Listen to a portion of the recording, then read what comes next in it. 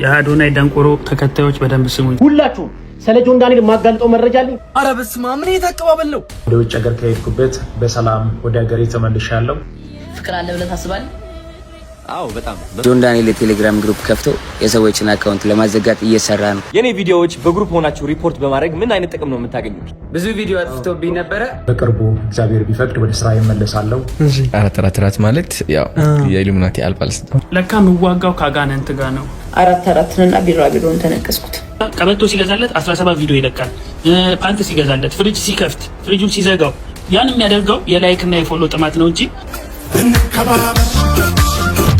በመጨረሻም ማስተር አብነት ሕክምናውን ጨርሶ በሰላም ወደ ሀገራችን ኢትዮጵያ ገብቷል። በጸሎት በተለያየ ነገር ስታግዙት ስትረዱት የነበራችሁ የሱን መዳን ማትረፍ በጉጉት ስትጠብቁ የነበራችሁ ልክ እንደኔ እንኳን ደስ አላችሁ ማለት እፈልጋለሁ። ታዲያ ማስተር አብነት ከሕክምናው በኋላ እንግዲህ ወደ ኢትዮጵያ ከገባ በኋላ አንድ ትልቅ መልእክት ለሁሉም ኢትዮጵያውያን አስተላልፏል። እሱስ ምንድነው የሚለውን በደንብ እናየውናል። አዶናይ እንግዲህ ኢሉሚናቲ ነው እየተባለ ነው። ይህስ ነገር ምንድነው? ጆን ዳንኤልና አዶናይ መሀል ያለው ግጭት በጣም መስመር የሳተ ይመስላል። እሱንም በደንብ የምናወራ ይሆናል። ይህን ቪዲዮ እስከ መጨረሻው መከታተላችሁ እንዳትረሱ። አምስካትን የማት ይህን ቻናል ሰብስክራይብ ማድረግ ግዴታችሁ ነው። ወደ መጀመሪያው ጉዳይ ስናል አዶናይ 666 አባል ነው እየተባለ ነው። ለምንድን ነው እንደዚህ የተባለው? ስሙኝማ አዶናይ እንግዲህ ንቅሳት ነበረው። በጣም ብዙ ቦታ ንቅሳቶች ነበሩትና አንገቱ አካባቢ 444 እዚህ ጋር ተነቅሶ ነበርና እንግዲህ እንደምታውቁት የአዶናይ ከባድ የሆነ ጠላት ማለት ይቻላል። አዶናይን እንደማይደግፈው በሶሻል ሚዲያ በተደጋጋሚ የሚያወራ አንድ ልጅ አለና ታዲያ እሱ ስለዚህ ነገር ያለው ነገር አለ። እስኪ ለማንኛውም ምስኪን ቪዲዮ አይተን እንመለስ። ያምርብኛል ብዬ ነው ያረኩት። 444 ማለት ያው የኢሉሚናቲ አልባልስ ለካ ምዋጋው ካጋነንት ጋር ነው። ለካ አጋነንት ነው እያጋለጥኩ ያለሁት። እኔ እኮ ከሰው ጋር መስሎኝ።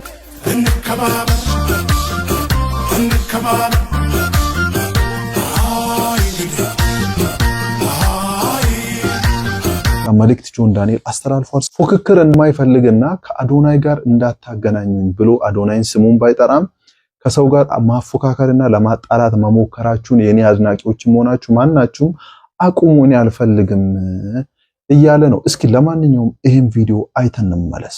ዛሬ ከልቤ አንድ ነገር መናገርና ግልጽ ማድረግ ፈልጋለሁ። ከመጀመሪያ ጀምሮ ሰዎች የሚያውቁኝ በአንድ ነገር ነው፣ ሰዎችን በመርዳት ብዙ ተጽዕኖ ፈጣሪዎችን አግዣለሁ፣ እውቀቴን አካፍያለሁ። ስራ እንዲሰሩ ገንዘብ እንዲሰሩ ምክንያት ሆኛለሁ። ከካሜራ ውጭ የምሰራቸውን ስራዎች ማድረጋቸውን እርዳታዎች በሙሉ ማድረገው ሰዎች እንዲወዱኝ ወር ሰዎች ሆይ ሆይ እንዲሉልኝ ሳይሆን እስር ቤት በነበርኩበት ሰዓት ህይወት አጭር መሆኗን ተረድቻለሁ። ስለዚህ እኔ ሳልፍ ለቀጣዩ ትውልድ ትርጉም ያለው ነገር አስቀምጬ ማለፍ ፈልጋለሁ። የሚሰራ ሰው፣ የሚራመድ ሰው፣ የሚንቀሳቀስ ሰው ሁልጊዜ እንቅፋት ይበዛበታል። አንዳንድ የኔን ውድቀት የሚፈልጉ ሰዎች የሚሄደው አካሄድ የሚራመደው አረማመድ ላይ ለማቆም ስለማይመች ጆን ዳንኤል የቴሌግራም ግሩፕ ከፍቶ የሰዎችን አካውንት ለማዘጋት እየሰራ ነው ብለው ምንም አይነት ማስረጃ የሌለው ከእውነት የራቀ ወሬ ሩመር በመፍጠር ሩመሩን በማስፋፋት ያኔን ኢሜጅ ለማበላሸት የምሰራውን ስራ ለማስቆም ሰዎች አካውንቴን ሪፖርት እንዲያደርጉ አካውንቴ እንዲዘጋ የምሰራው ስራ እንዲቆም እንግዲህ ቀን ከሌት እየሰሩ ይገኛሉ። ባገኘው ተጨባጭ ሁኔታ ከዚህ በፊት እንደገለጽኩት ከአርሲው ጊዜ ጀምሮ ከዋውን ካወጣን ጊዜ ጀምሮ ሪፖርት እየተደረገብኝ ይገኛል አካውንቴ። ያንን ነገር ግን ይዤ ሚዲያ ላይ አልወጣሁም። ቢኮዝ አንዳንድ ጊዜ ዝምታ መልስ ነው። እስካሁንም መልስ ያልሰጠሁት ለዛ ነው። ዝም ያለ ሰው ሁሉ ሞኝ አይደለም። ዝም ያለ ሰው ሁሉ አቅም የለውም ማለት አይደለም። ዝም ያለ ሰው ሁሉ እውነት የለውም ማለት አይደለም። ዝምታን የምመርጥ ሰዎች፣ ብዙ ነገር በህይወታችን ያሳለፍን ሰዎች፣ ብዙ ነገር ያየን ሰዎች ብዙ ጊዜ ዝምታን እንመርጣለን። ለነገሮች ቶሎ ብለን ሪያክት አናደርግም፣ ኦር ቶሎ ብለን አንደነግጥም። ከተፈታው ጊዜ ጀምሮ ከ5 ሚሊዮን በላይ ኮይን ላይቭ ለሚገቡ ቲክቶከሮች፣ ለክሬተሮች ሰፖርት አድርጋለሁ። ሰዎችን መደገፍ ማለት ግን ጥላቻን መደገፍ፣ ስድብን መደገፍ አይደለም። ስለዚህ እኔን የምትወዱኝ ሰዎች፣ እኔን የምትደግፉኝ የኔ ቤተሰብ የሆናችሁ ሰዎች እኔን ስለወደዳችሁ ሌላው መንቀፍ የለባችሁ። ማንንም ሰው እንድትሰድቡ፣ እንድትነቅፉ፣ እንድትናገሩ አልፈልግም። ሰዎች ያላቸው ነገር እንዲያጡ አልፈልግም። ሁሉ ነገር ማጣት ስሜቱን ስለማውቀው 1 ዓመት ከ4 ወር ሉዝ አድርጌያለሁ። ሁሉ ነገር ማጣት ምን ማለት እንደሆነ አውቃለሁ። ማንም ሰው ያለውን ነገር እንዲያጣ አልፈልግም፣ አላስብም፣ አልመኝም። እኔን ውድድር ላይ እኔን ፉክክር ላይ ለመክተት የሚሰሩ ሰዎች እኔ ከማንም ጋር ውድድርም ፉክክርም የለኝም።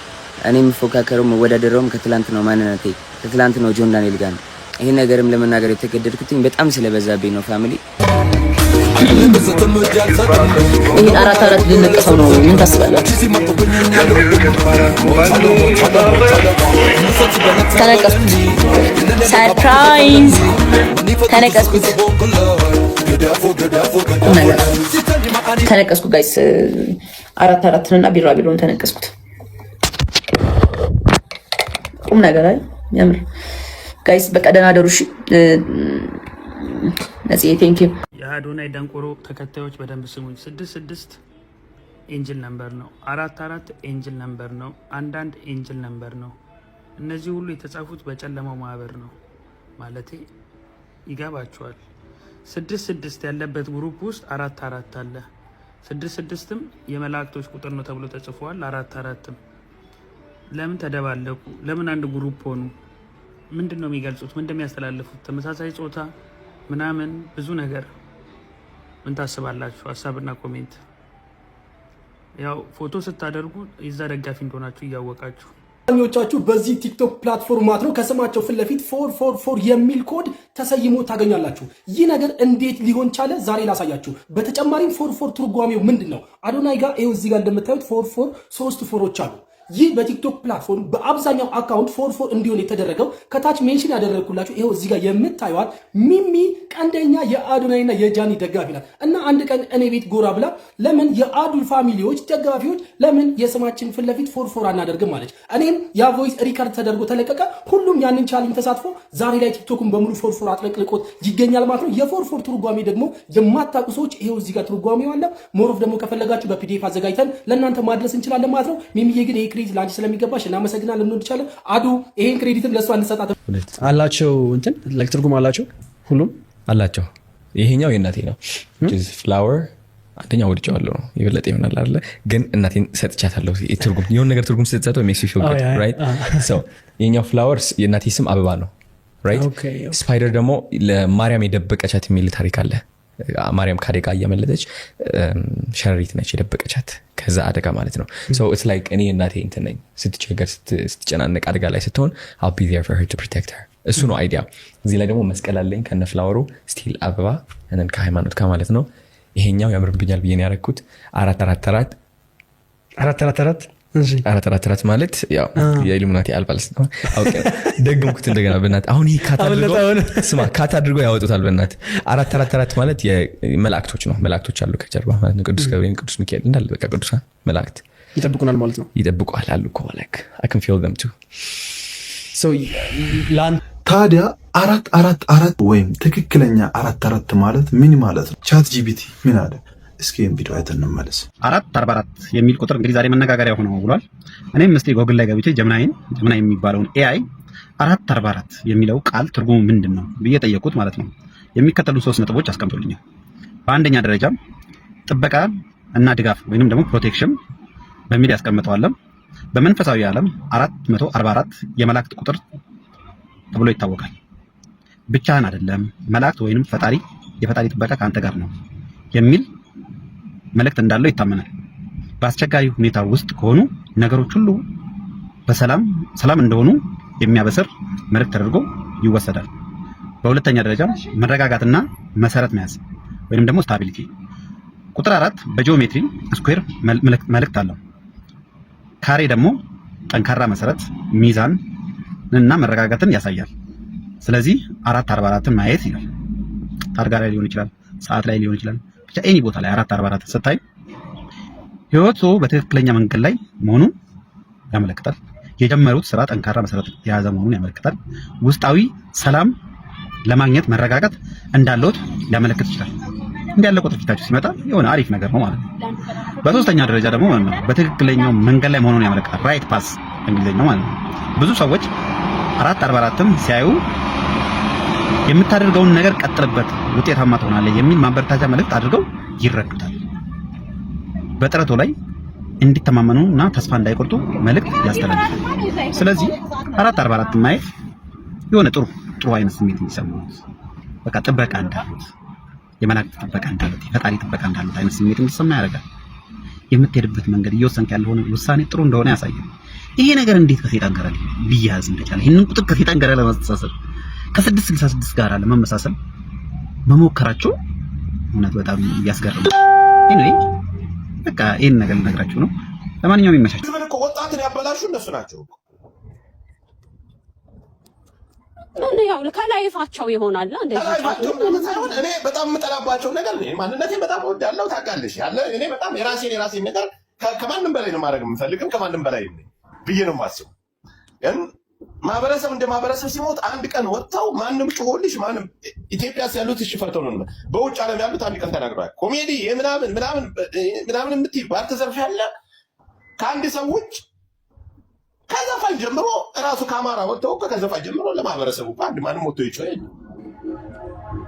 በዛ ከሄድንማ ልክ ነህ። በተለይ በአማራው ይግባለት ነው እኮ ነው የምልሽ። እኔ ስራት የሚችሉ እህቶቻችን ጆን ዳንኤል በነፃ እንትን ካልሰራላቸው እኔና ጆን ዳንኤል እንጣላለን። የምን $100 በነፃ $100 አሁን $100 እንዳትበሉ የማዳም ቅመሞች አንተ ማድረግ የራስን ድጋፊ የራስን ሰው የምትለው በነፃ እንዲሰራ ማድረግ ነው። አዎ እሱ እንዳለ ሆኖ ይኸውልህ እሱ እንዳለ ሆኖ ጆከር እኔ አሁን ቲክቶክ ላይ ቢያንስ ዓመት ከምናምን ቆይቻለሁ። 1-6 ወር ጠፋኝ። ተመልሼ ስመጣ ጆከር ነው የመጀመሪያ ቀን ላይ የገባው ቀን የመጣው። የት ጠፍተህ ነው አንተ ብሎ መጣ። በርታ ጠንክር ብሎ ፓንቴን ቡታታይን ሲሸጥ ቦርሳውን ሲሸጥ ያበረታታኝ ጆከር ነው።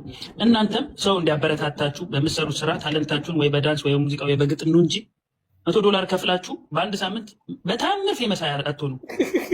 በታምር እንደው በታምር። ሁለተኛው ኬዝ ምንድን ነው? ሰሞኑ እንደምታውቁት የአዶናይም የጆን ዳንኤልም ቪዲዮዎች ላይ በጣም ጋይድላይንስ ወይም ኮፒራይት የሚባል ነገር በእርግጥ ታውቁታላችሁ ብዬ አስባለሁ። ይሄ ነገር በሁለቱም በኩል እንዳለ ማየት ችለናል።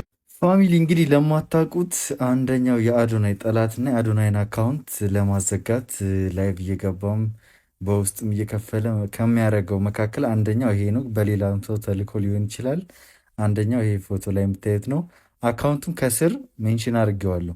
ሁላችሁም እየገባችሁ በመቤት ይዣችኋለሁ፣ ሪፖርት አድርጉልኝ። በድንግል ማርያም ይዣችኋለሁ። ይሄ አካውንት በዚህ ሳምንት ውስጥ እዚህ ልናየው አይገባም። በመቤት ይዣችኋለሁ። አዶናይ ስለማይላችሁ እኔ ማድረግ ፈልጋለሁ። ስለዚህ ሁላችሁም እየገባችሁ ይሄ ከስር ያለውን አካውንት ሁላችሁም እየገባችሁ ሪፖርት አድርጋችሁ በቃ ማየት የለብንም። ይሄን አካውንት ማጥፋት አለብን። ፕሊዝ ፋሚሊ በቃ ሌትስ ጎ። አሁን እንጀምር ዛሬው እና ቶሎ በሉኑ። ከስር ሜንሽን አለ። ይሄን እናስወግደውና ከዛን ቀጣይ ደግሞ ወዴት እንደምንሄድ እነግራችኋለሁ። ለምሳሌ ለሱራፌል ተካ ቀበቶ ሲገዛለት 17 ቪዲዮ ይለቃል። ፓንት ሲገዛለት፣ ፍሪጅ ሲከፍት፣ ፍሪጁን ሲዘጋው ያን የሚያደርገው የላይክና የፎሎ ጥማት ነው እንጂ እናቶችን ከጉልት ቢያነሳ እንደዛ ቪዲዮ ቢሰራ እናቶችን ማሳጣት ነው። ለዛ ያ ይደብረዋል። ግዴታ የሆነ ሁለተኛ ነገር ደግሞ ኢትዮጵያ ያለች ቲክታከር ከጃኒ ጀምሮ ማን ያፈነሳት? ሁሉንም ጆን ዳንኤል።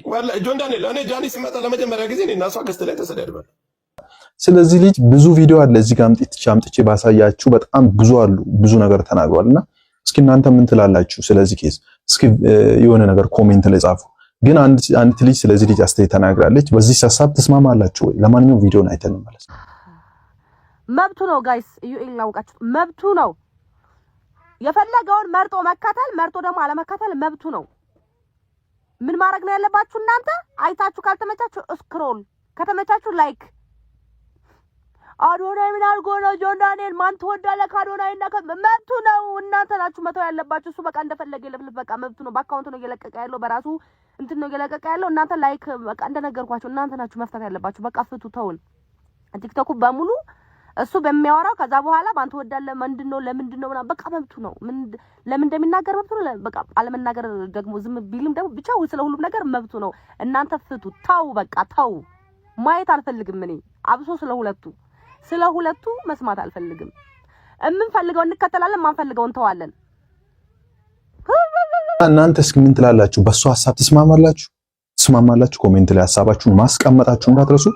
ጆን ዳንኤል ላይስ ሪፖርት ተደርጓል ማለት ቪዲዮዎቹ ላይ ሪፖርት እንደተደረጉ አንድ ላይቭ ላይ ተናግሮ ነበር። እስኪ በእንትንም አሳይቷል። ለማንኛውም ይሄን ቪዲዮ እስኪ አይተን ነበር። ኮሚኒቲ ጋይድላይንስ እዚህ ጋር ያየው አንድ እዚህ ጋር ያየው ብዙ ቪዲዮ አጥፍቶብኝ ነበረ፣ ግን ዝም ብለህ አፒል ስትለው ይመለሳል።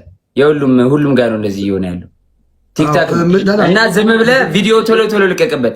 ቪዲዮ ስለቀበት አዲስ ቪዲዮ አታጥፋ። ደግሞ ጥፋት አሁን ለምሳሌ መኪና ላይ ሆነ ከሆነ ምናምን ያጠፋብሃል፣ ዋርኒንግ ይሰጣል።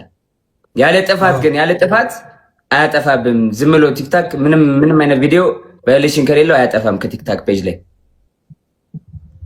እና ዝም ብለህ ቶሎ ቪዲዮ ልቀቅበት። ጥፋት የሌለው ኖርማል ቪዲዮ ልቀቅበት። አቦን ፎሎ አድርጉት ሁላችሁም። ስላገኘው ደስ ብሎኛል። ይመች። ቂሊንጦ ደግሞ ሄደ ጠይቃቸው ጓደኞችን። እሺ ግዴታ ነው።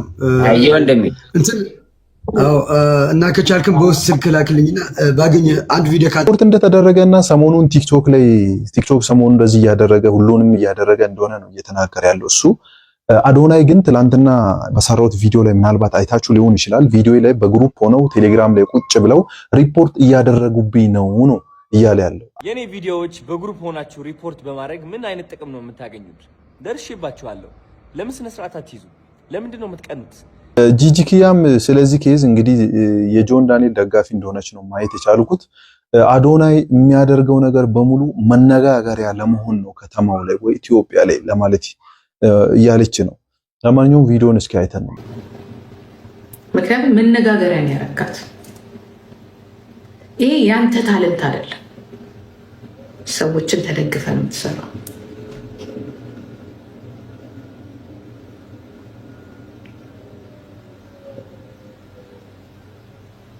እንደዚህ አይነት ሰው ደግሞ ሰው ያጣለታ ወይ ደግሞ የሆነ ነገር የሆነለት አቀባቢ የለው። እንዲህ ሆኖ ደግሞ ካሁኑ ቀማኛ ሆንክ። ካሁኑ እኔ ትላንትና ብያለሁ። ልጅን ትላንትና ፈርቼዋለሁ። በቃ ይሄ ነገር እንደሚመጣ አውቅ ነበር። የሆነ ነገሩ ብቻ ግን የእንትናን እንትን ነው የሚያስታውሰኝ። ይህ ማን እሱ ነው አሜሪካን ሀገር ኦባማ ምናምን ነበርኩ ራኔ አዶናይ ይሄንን ሁሉ ነገር የሚያደርገው ሰውን የሚረዳው የሚያግዘው የተለያዩ ሀገሮችን እየሄደ የሚጎበኘው የሚያስተዋውቀው ለታይታ ነው፣ ለመታየት ነው፣ ለመታወቅ ነው? እስኪ ሀሳባችሁን ኮሜንት ላይ ጻፉ።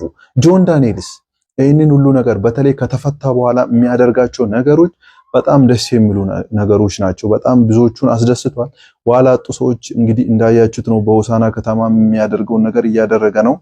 ታዲያ እናንተ ምንድነው ምን ትላላችሁ? ትክክል ነው ብላችሁ ታስባላችሁ? ሀሳባችሁን ኮሜንት ላይ ማስቀመጣችሁን እንዳትረሱ። ቲክቶክ ላይ አሁን እንደምታውቁት ስቲፎ ሊሆን ይችላል፣ ፊዮና፣ ናውን ፎንቲ፣ ጆሲ ስትሪመሮች ላይቭ ላይ አሁን በጣም እየበዙ ነው ቲክታክ ላይ እና ጀማሪ አስጀማሪ እንደሆነ ከዚህ በፊት አንድ ቪዲዮ ሰርቼላችሁ ነበር። አርቲስት ቲቪ ላይ ቀርቦ ስለ ላይቭ ብዙ ነገር ተናግሮ እንደሚከፍል ምን ያህል በወር በቀንም ሆነ ዲቴሉን በደንብ ተናግሮ እሱን ካዩ በኋላ የጀመሩ ቲክቶከሮች ዛሬ ላይ ትልቅ ደረጃ የደረሱ አሉ። ለማንኛውም እስኪ ይሄን ቪዲዮ አይተን እንመለስ። ይሄን ቪዲዮ ለጆን ዳንኤል ታረሱልኛላችሁ። ሁላችሁም ስለ ጆን ዳንኤል የማጋልጠው መረጃ አለኝ። ሁላችሁም ሼር እያረጋችሁ ለጆን ዳንኤል ታረሱልኛላችሁ። ጆን ዳንኤልን ለማታውቁት ሰው ዛሬ እኔ ለጆን ዳንኤል አሽቃብጥ አይደለም የመጣሁት።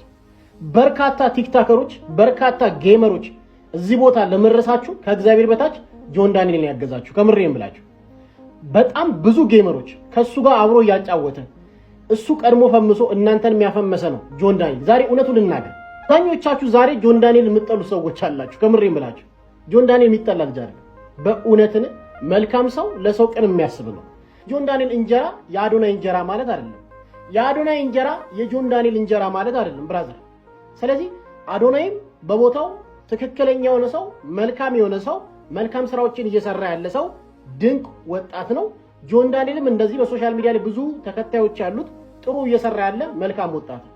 ሁለቱም የሚያገናኛቸው ነገር የለም። ሁለቱን አታጣሏቸው፣ ሁለቱን አስታርቋቸው እንጂ አንድ ላይ ቢሰሩ፣ አንድ ላይ ቢተባበሩ ከዚህ በላይ ትልቅ ቦታ መድረስ የሚችሉ ሁለት ጎበዝ ልጆች ናቸው። ተጽዕኖ ፈጣሪነታቸውን ተጠቅመው ማለት። ስለዚህ ጆን ዳንኤል ጥሩ ልጅ ነው። በእውነትን ምስክር የምላችሁ መልካም ሰው ነው። አዶናይም ለኔ መልካም ሰው ነው። ብዙ ችግረኞችን መርዳት የሚችሉ አቅም ያላቸው ልጆች ናቸውና አታቀሳስሩ፣ አታጠሏቸው ለማለት ነው። እንግዲህ እንዳያችሁት ነው እና ብዙ ልጆች ይህን ቪዲዮ የጆን ዳንኤልን ላይቭ የሚባል ነገር ላይ ገብተው ህይወታቸው የተቀየረው የተስተካከለው በህይወታቸው ትልቅ ለውጦችን ያመጡት ጆን ዳንኤል አግዟቸው ነው። ይሄን ሙሉ ኢትዮጵያውያን የሚያውቁት ነገር ነው። እንግዲህ በእርግጥ ኢትዮጵያ ላይ ቲክቶክ የጀመረችው ቀድማ ዩቲናስ ብትሆንም ብዙ ተከታይ በማምጣትም የመጀመሪያው እሷ ብትሆንም ላይቭ ላይ ግን አንደኛ ማንም የማያውቀውን ነገር ቀድሞ አውቆ ብዙ ነገሮችን የሰራው ጆን ዳንኤል ነው። እኔም ይሄን አውቀዋለሁ፣ ሁላችሁም በእርግጠኝነት ታውቁታላችሁ ብዬ አስባለሁ። እየሞከርን ነው በሚል ቻሌንጅ አነጋጋሪ የሆነው ኮሜዲያን ያሲኖንና ጆን ዳንኤልን አዶናይን ሶስቱን በዚህ የጥር ወር ላይ የሚያሸልም ሽልማት አለና ማን ያሸንፍ ይሆን የሚለው ነገር ብዙዎችን አነጋግሯል። ምንድነው ሽልማቱስ ምንድነው የሚለውን ነገር እስኪ ለማንኛውም ይሄን ቪዲዮ አይተን እንመለስ። አሸናፊው ማን ይሆን እንዲሁም ደግሞ ሽልማቱስ ለማን ነው የሚገባው ትላላችሁ? እስኪ ሁላችሁ ብዙ ሰዎችን በዚህ ቀን ውስጥ ያስደሰታቸው ብዙ ሰዎችን ፈገግ ያስባለ ኬዝ አለ። ሁላችንም በጉጉት ስንጠብቅ የነበረው በጣም የምንወደው የምናከብረው የብዙ ሰዎችን የብዙ ዲዎችን እንባ ከእግዚአብሔር በታች ያበሰ በጣም የምንወደው የምናከብረው ማስተራችን አብነት በመጨረሻም ሕክምናውን ጨርሶ ወደ ኢትዮጵያ ሀገራችን ገብቷል። ታዲያ ከዚህ አገባቡን ለማንኛውም ይሄን ቪዲዮ አይተን እንመለስ እስኪ። ለሕክምና ወደ ውጭ ሀገር ከሄድኩበት በሰላም ወደ ሀገሬ ተመልሻለሁ። እዚህ ጋር የምትመለከቱት ፎቶ ስለ ሕክምናዬ በሶሻል ሚዲያ የሚሰራጩ በኤአይ የተቀነባበሩ የሐሰት መረጃዎች ናቸው። እግዚአብሔር ይመስገን ከሕክምናው በኋላ የጤናዬ ሁኔታ እየተሻሻለ ያለ ሆኖ በሐኪሞች ምክር መሰረትም በቀጣይነት እየተመላለስኩ ክትትል ለማድረግ ይሆናል። በቅርቡ እግዚአብሔር ቢፈቅድ ወደ ስራ ይመለሳለሁ። ለመላው ለኢትዮጵያ ሕዝብ፣ ለሃይማኖት አባቶች፣ ለመንግስት የስራ ኃላፊዎች፣ ከሀገር ውጭ ለምትገኙ የበጎ ልብ ባለቤቶች እንዲሁም የተሻለ ሕክምና እንዳደርግ በቅርበት ከጎን የሆናችሁ ለደገፋችሁኝ ወንድም እህቶቼ ከልብ የሆነ ምስጋና አቀርባለሁ። እጅግ በጣም አመሰግናለሁ። ኢትዮጵያ እንደገባና አንዳንድ ዶክተሮች ያሉትን ነገር ማድረግ እንደሚጀምር እና እንደሚመለስ እንደሚገናኝ ከኢትዮጵያ ሕዝብ ጋር ተናግረዋል።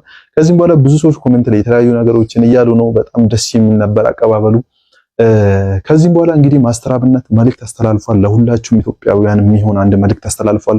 ቅድም ያልኳችሁን አሁን እናየዋለን። እስኪ ለማንኛውም ይህን ቪዲዮ አይተን እግዚአብሔር ይመስገን ከሕክምናው በኋላ የጤናዬ ሁኔታ እየተሻሻለ ያለ ሆኖ በሐኪሞች ምክር መሰረትም በቀጣይነት እየተመላለስኩ ክትትል ለማድረግ ይሆናል። በቅርቡ እግዚአብሔር ቢፈቅድ ወደ ስራ ይመለሳለሁ። ለመላው ለኢትዮጵያ ሕዝብ፣ ለሃይማኖት አባቶች፣ ለመንግስት የስራ ኃላፊዎች፣ ከሀገር ውጭ ለምትገኙ የበጎ ልብ ባለቤቶች እንዲሁም የተሻለ ሕክምና እንዳደርግ በቅርበት ከጎን የሆናችሁ ለደገፋችሁኝ ወንድም እህቶቼ ከልብ የሆነ ምስጋና አቀርባለሁ። እጅግ በጣም አመሰግናለሁ። ለሕክምና ወደ ውጭ ሀገር ከሄድኩበት በሰላም ወደ ሀገሬ ተመልሻለሁ። ሀሳባችሁን በኮሜንት ላይ ግለጹ። አዶናይ፣ ጆን ዳንኤል፣ ኮሜዲያን ያሲን፣ አቲስ ነማ ቻሪቴብል እንዲሁም ደግሞ ቲክፋ ኢትዮጵያ ወይስ ደግሞ አውታ በርሲሳ ከነዚህ ውስጥ እንግዲህ የጥር ወር የቅልቦች የማህበራዊ ሚዲያ ተጽዕኖ ፈጣሪ ማን ነው ትላላችሁ? የቅልቦች ፕሮግራም በየወሩ በበጎ ተግባራቸውና እንዲሁም ደግሞ በማህበራዊ ሚዲያ ባላቸው መልካም ተጽዕኖ ለውጥ እያመጡ ያሉ አካላትን እውቅና እየሰጠ ያለ ፕሮግራም ነው። በዚሁ አጋጣሚ እኔን ፎሎ ያላረጋችሁ ካላችሁ ፎሎ በማድረግ ቤተሰብ መሆናችሁ ደግሞ